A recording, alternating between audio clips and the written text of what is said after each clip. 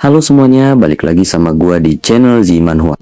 Jangan lupa klik like, subscribe, dan klik tombol notifikasinya agar tidak ketinggalan video terbaru dari gua. Kali ini kita akan melanjutkan alur cerita dari manhwa yang berjudul The Villain Wants to Live One More Day. Baiklah, tanpa berlama-lama lagi, langsung saja kita ke ceritanya.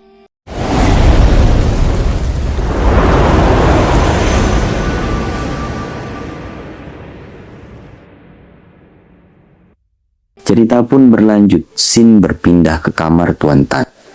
Orang-orang mulai berkumpul untuk melihat bagaimana penyembuhan Tuan Tan. Tapi tiba-tiba sebuah teriakan yang mengatakan bahwa Tuan Tan pingsan lagi. Keluarga Tan pun panik dan berharap akan ada seseorang yang membawakannya obat untuk menyelamatkan Tuan Tan. Melihat Tuan Tan yang sekarang sekarat, ayah Curan lalu berkata bahwa kondisi pamannya itu semakin memburuk.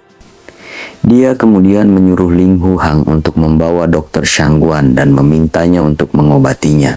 Ia lalu berkata pada Dr. Shangguan bahwa dia tahu apa yang harus dia lakukan. Si Dr. Shangguan ini pun dengan percaya mengatakan kalau dia tentu saja tahu.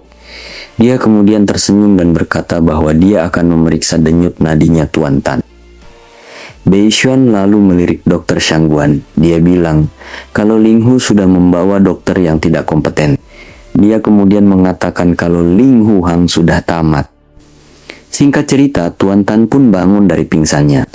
Anaknya mengatakan kalau dia sudah mengunjungi dan memanggil banyak dokter terkenal, tapi semua usahanya itu tidak pernah membuahkan hasil.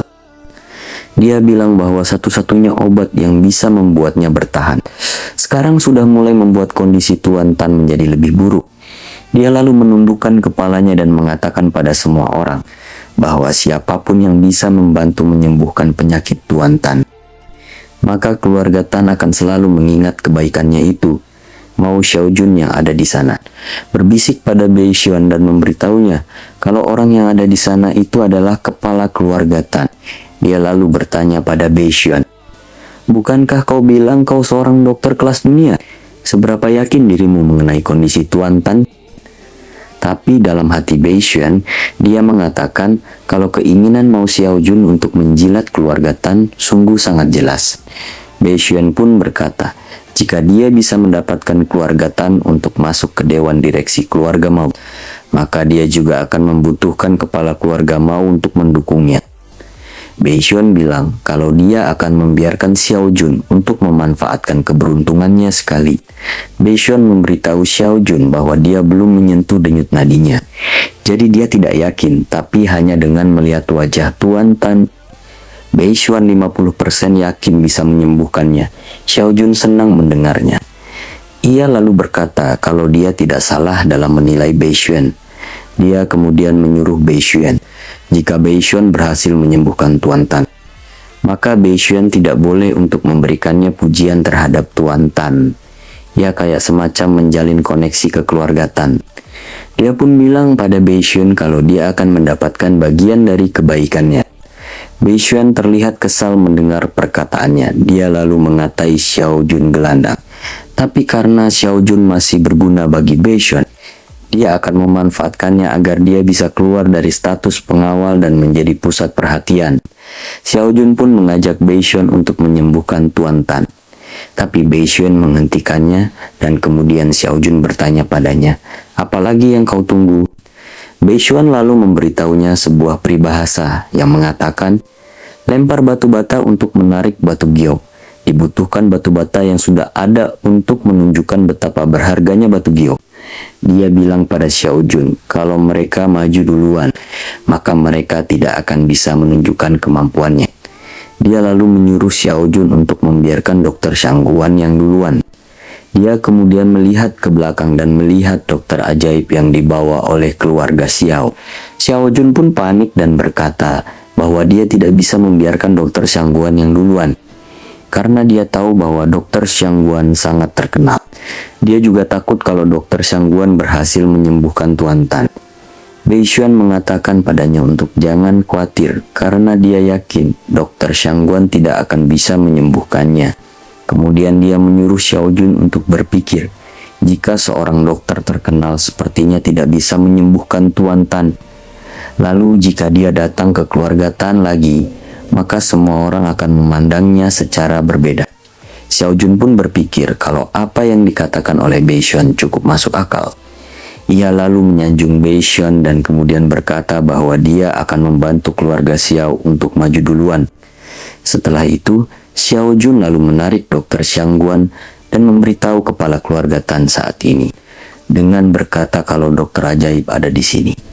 Dia kemudian memperkenalkan dokter ajaib yang dicari oleh keluarga Xiao. Dia bilang pada kepala keluarga Tan, mengapa dia tidak membiarkan dokter Xiang Guan memeriksa Tuan Tan. Kepala keluarga Tan sangat senang. Dia mengatakan akan mengandalkan mereka hari ini. Si dokter Xiang Guan tersenyum dan mengatakan bahwa sekarang dia akan memeriksanya. Ayah curan yang ada di belakangnya memberikannya sebuah kode. Dia lalu menunjuk ke arah Ling Hu. Dokter Xiang Guan bilang dia mengerti apa maksudnya. Ling Hu pun terkejut karena ayah curan menunjuknya.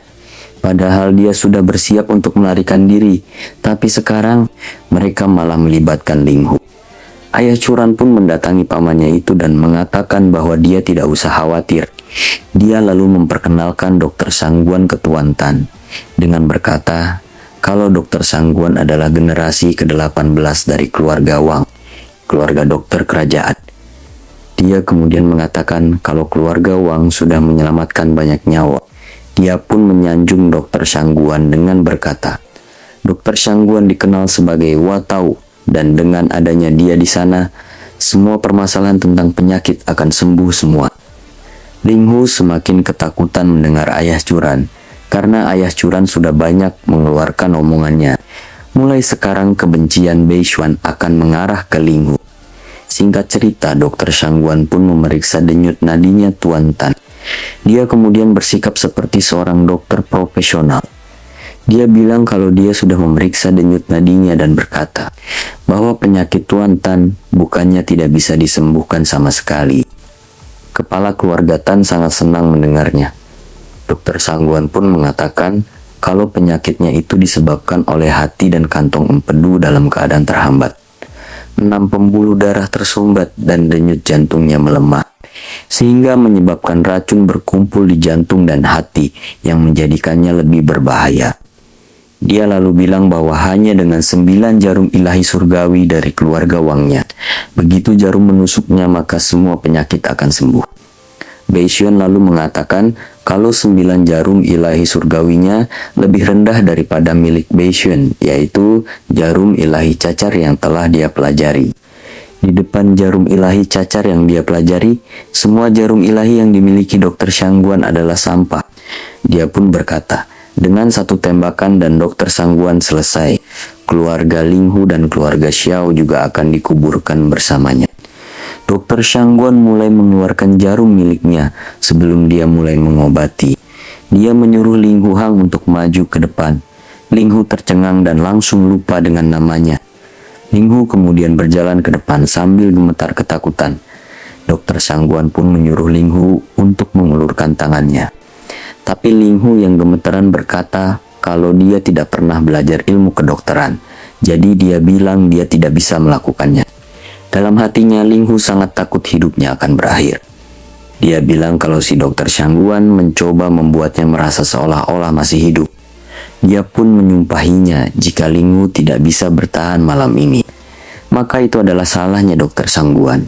Si dokter ini malah merasa dirinya keren. Dia menyanjung Ling Hu dengan berkata kalau Ling Hu sangat rendah hati.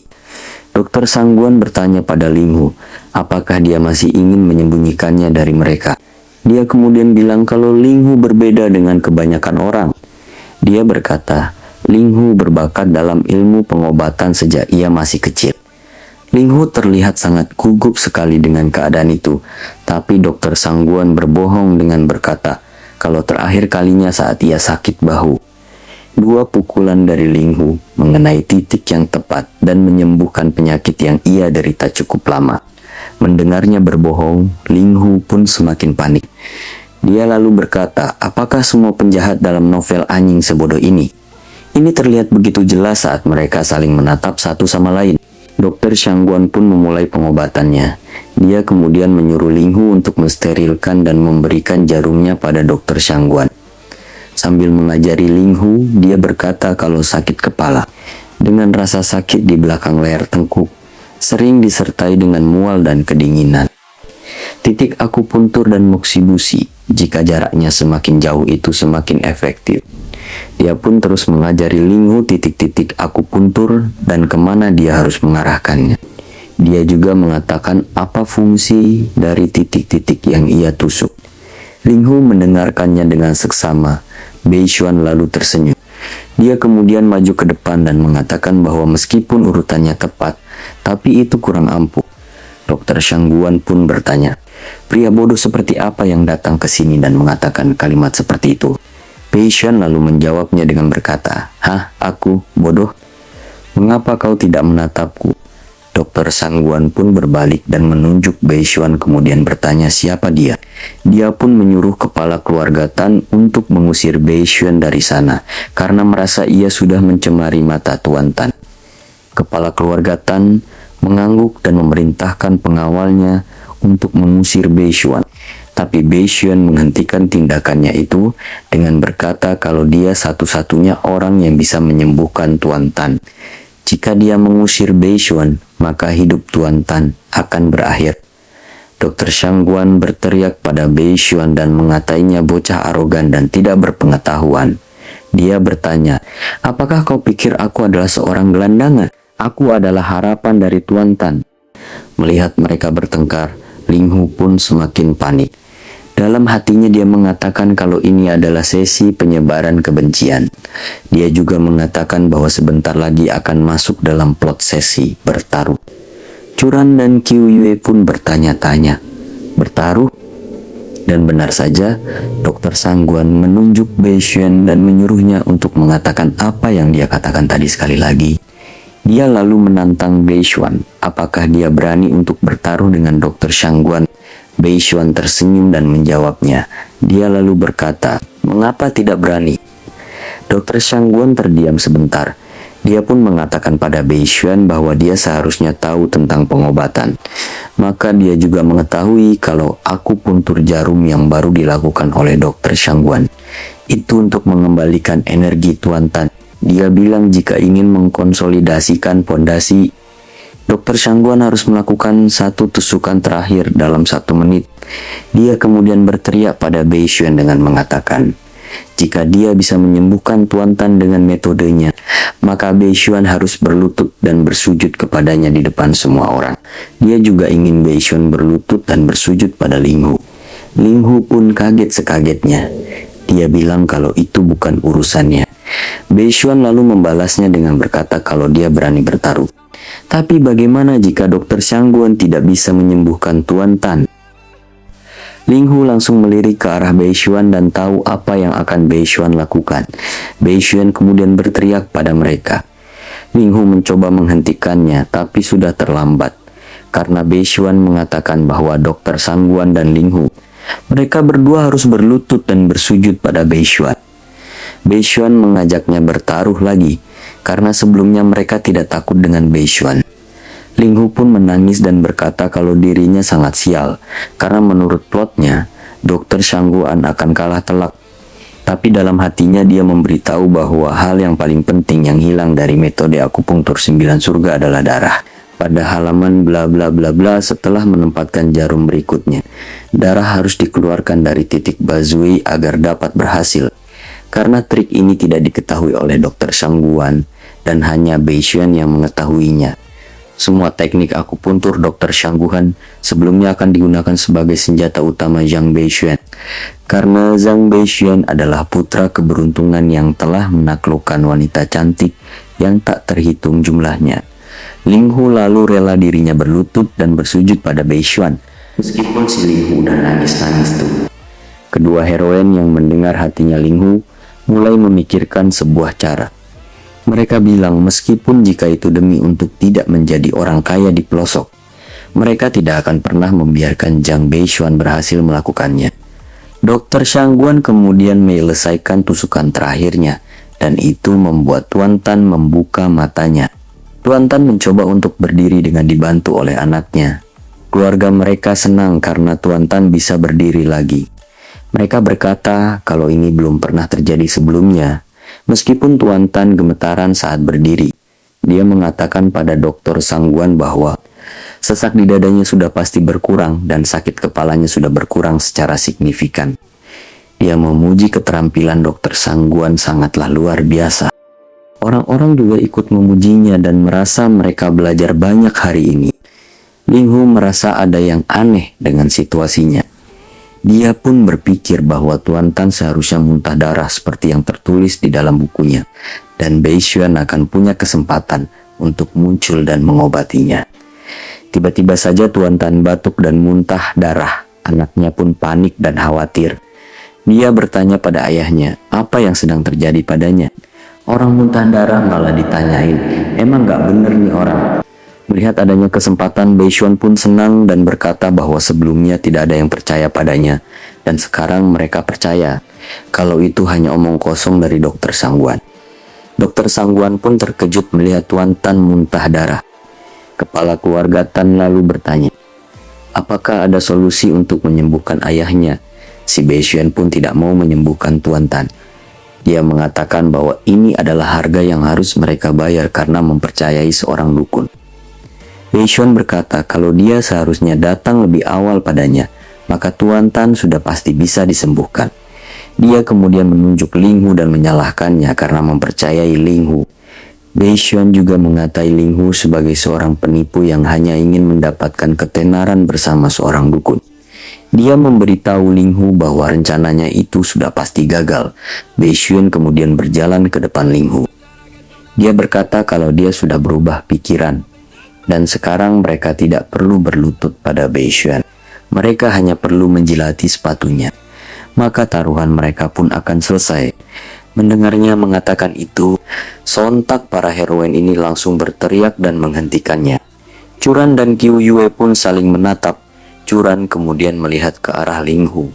Dia marah dan berkata dalam hatinya, "Oke, kau masih saja bergantung pada mantan pacarmu. Tunggu saja sampai aku memberimu pelajaran." Ling Hu gemetar ketakutan dilihat oleh Curan. Tiba-tiba si Bei Xuan mendekati Curan dan menyuruhnya untuk jangan marah karena Ling Hu tidak layak untuk dia marahi. Curan bertanya-tanya apa maksud dari orang sok asik ini. Dia kemudian menunjuk Ling Hu dan mengatakan bahwa dia meminta Ling Hu untuk menjilati sepatunya. Dan itu hanya untuk melampiaskan amarahnya untuk Curan. Dia juga mengatai Ling Hu sebagai orang yang pelin-pelan, suka berpindah-pindah antara dua gadis cantik. Dia berkata kalau seseorang harus memberi Ling Hu pelajaran. Ya nggak apa-apa sih, asal nggak susah-susah aja pelajarannya. Qiu Yue yang mendengar ocehannya, tiba-tiba dia langsung marah dan melihat ke arahnya Bei Xuan. Dia lalu berkata, "Siapa kau? Apakah aku membutuhkanmu? Menurutku, Xiao Curan juga tidak membutuhkanmu." Bei Xuan dibuat terkejut oleh perkataannya itu. Curan kemudian mendekati Ling Hu dan mengatakan bahwa mereka tidak mengerti Dokter Sangguan. Tapi Curan mengerti. Dia pun memberitahu Ling Hu bahwa bagaimanapun juga, Sangguan adalah dokter yang paling dia percaya. Curan ingat terakhir kali tabib ajaib itu merawat pasien lain yang mirip dengan Tuan Tan. Curan kemudian berpura-pura untuk mencoba mengingat-ingat kembali teknik yang Dokter Sangguan gunakan. Tiba-tiba dia langsung ingat teknik yang digunakannya dengan berkata, melepaskan darah dari titik dumai. Ling Hu pun langsung kaget dan merasa kalau Curan sudah tahu segalanya, dan dia hanya berakting saja. Qiu Yue merasa kalau kesempatannya diambil oleh Curan. Dia pun bilang bahwa dia juga pernah melihat Dokter Sangguan mengobati penyakit. Dia kemudian berkata kalau mengeluarkan darah dari titik dumai adalah teknik pamungkasnya. Mereka membuat Dokter Sangguan kebingungan. Dia berkata bahwa dia tidak tahu kalau dia punya teknik luar biasa itu. Tapi karena situasi lagi mendesak, Dokter Sangguan gak punya pilihan lain dan merasa kalau ini adalah pilihan yang tepat untuk situasinya. Dia kemudian menyuruh semua orang untuk jangan panik karena muntah darah bukanlah hal yang buruk, ujarnya. Dia lalu datang dan mengobati Tuan Tan lagi dengan berkata kalau darah yang mandek dengan memuntahkannya. justru akan membuat semuanya berjalan lancar. Dia berkata, begitu dia selesai mengeluarkan darahnya maka Tuan Tan akan sembuh. Bei Xuan panik karena melihat Dr. Shangguan sudah menyadari akar masalahnya. Kepala keluarga Tan bertanya pada Dr. Shangguan dengan mengatakan, "Ini baik-baik saja kan?" Dr. Shangguan menjawabnya bahwa ini sama sekali tidak masalah. Tuan Tan yang tadinya melemah, tiba-tiba saja membuka mata dan berteriak, "Perasaan ini seperti aku kembali ke kampus. Ya ampun, kelima indraku pun jernih. Tubuhku terasa seperti memiliki energi yang tak terbatas.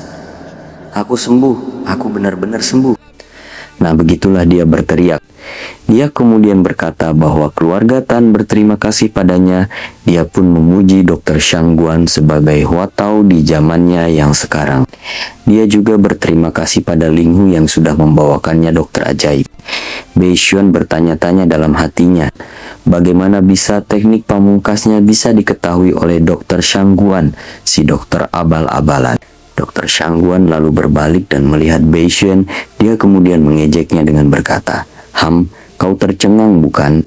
Apa yang kau katakan tadi? Kau kalah dan harus berlutut kan?" Dia kemudian mendorong Ling Hu ke hadapan Bei Xuan. Meskipun Bei Xuan marah karena hal itu, Dr. Shangguan menyuruhnya untuk memenuhi janjinya dan berlutut di hadapan Ling Hu Hang. Ya emang udah sepantasnya dia berlutut, mukanya pun kayak enak dipukul. Ingin nonton episode selanjutnya? Subscribe dulu channel ini dan tunggu beberapa minggu untuk menunggu update dari autornya. Thanks for watching and see you next time.